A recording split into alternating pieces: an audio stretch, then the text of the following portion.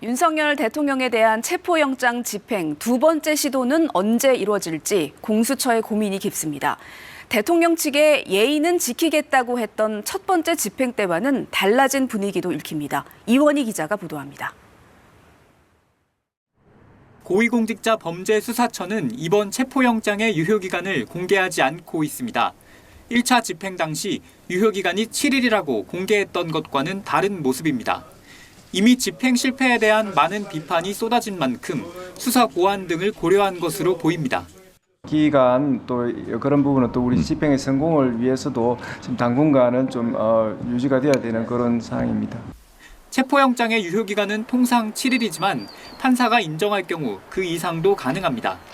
공수처는 집행 시기에 대해 경찰과 협의 중이라며 함구하고 있습니다. 특히 1차 집행 때와 달리 야간이나 주말에 집행할 가능성도 열어둔 것으로 알려졌습니다. 대통령 측의 예의는 지키겠다며 평일 일과 시간에 집행에 나섰던 1차 집행 때와는 달라진 태도입니다. 공수처는 1차 집행 당시 수사팀의 과천청사 출발 사실을 이례적으로 언론에 공지하기도 했습니다. 하지만 대통령 경호처의 강력한 저지에 막혀 영장 집행에 실패한 만큼 전격적으로 집행에 착수할 가능성도 배제할 수 없습니다. 한편 체포영장 집행 저지와 관련해 박종준 대통령 경호처장 등에 대한 경찰 수사가 시작된 가운데 김성훈 경호처 차장은 어제 경찰의 2차 출석 요구에 응하지 않았습니다. KBS 뉴스 이원입니다. 체포영장 집행의 가장 큰 장애물은 대통령 경호처의 저지입니다. 1차 집행 당시 경호처는 차벽과 경호 인력으로 관저로 향하는 길에 3개의 저지선을 구축했습니다. 공수처는 1, 2차 저지선을 뚫었지만 관저 200m 앞에서 더 나아가지 못했습니다. 1차 집행 당시 경호처가 동원한 인력은 200여 명으로 알려졌습니다. 공수처와 경찰은 2차 집행엔 더 많은 경력을 동원할 것으로 보이는데 이 경우 경호처가 소속 직원을 모두 동원해 맞서면 그 수는 700여 명에 달합니다. 경찰 안팎에선 경호처보다 숫자에서 우위를 점하는 전략이 가장 많이 거론됩니다. 형사 기동대를 포함해 일선서 강력계 형사 등 수천 명을 투입해야 한다는 겁니다. 만약 경호처 직원들이 막으면 특수 공무집행 방해 혐의로 한 명씩 체포해 호송하는 방식입니다.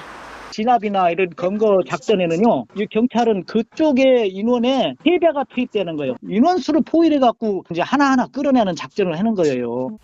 하지만 이 경우 대규모의 물리적 충돌이 불가피하다는 위험 부담이 있습니다. 인명피해가 발생할 경우 쏟아질 비판과 책임론도 부담입니다.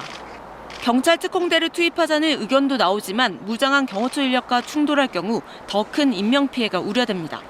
때문에 대통령 경호처장 등 경호처 수뇌부 4명에 대한 체포영장을 발부받아 신병을 확보해 경호처 지휘체계를 무력화하는 방안도 대안으로 거론되고 있습니다.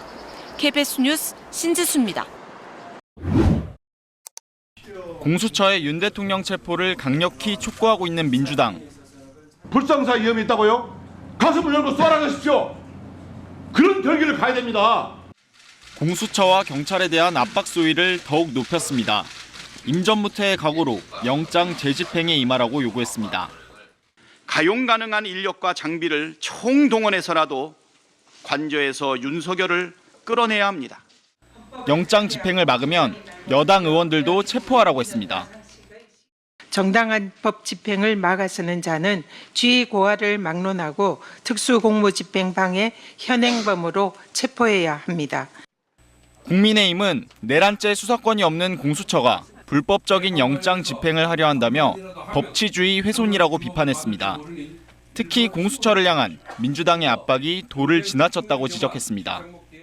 수사 권한이 없는 공수처가 수사를 하겠다고 덤벼들면서 이 모든 사건이 벌어지고 있습니다. 경찰의 특공대 투입 검토에 관저는 군사시설 보호구역이라며 군형법 위반 소지가 있다는 주장도 나왔습니다. 경찰 특공대는 대테러 임무 수행을 하는 부대이기 때문에 여기에 들어오면 법령 위반이에요. 최상목 대행에게는 야당의 겁박에 흔들리지 말고 국정 안정에 힘써달라고 당부했습니다. KBS 뉴스 원동입니다. 고위공직자 범죄수사처는 지금까지 3차례 소환 통보와 1차례의 체포영장 집행 시도를 했습니다. 윤석열 대통령 측은 여기에 모두 응하지 않았습니다. 수사부터 체포영장까지 모두 무효란 주장입니다. 일단 수사권 문제부터 볼까요? 검경 수사권 조정 이후 내란죄 수사권은 경찰에게만 있습니다. 하지만 공수처는 자신들이 수사권을 가진 직권남용죄에 관련 범죄로 내란죄를 수사할 수 있다는 입장입니다. 반면 윤 대통령 측은 대통령의 불소추 특권 때문에 직권남용 수사 자체가 가능하지 않다고 주장합니다. 이 때문에 직권남용죄 관련 범죄로 공수처가 내란죄를 수사하는 것도 불가능하다는 논리를 펴고 있습니다.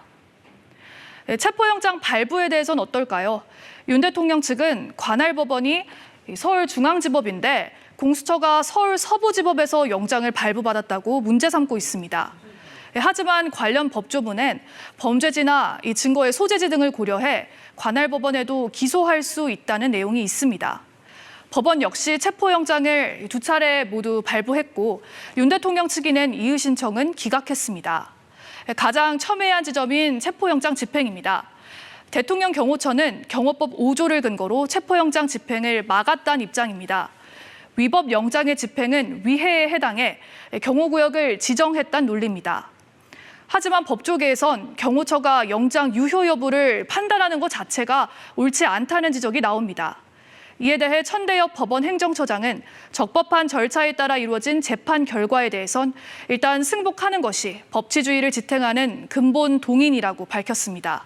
KBS 뉴스 최혜경입니다.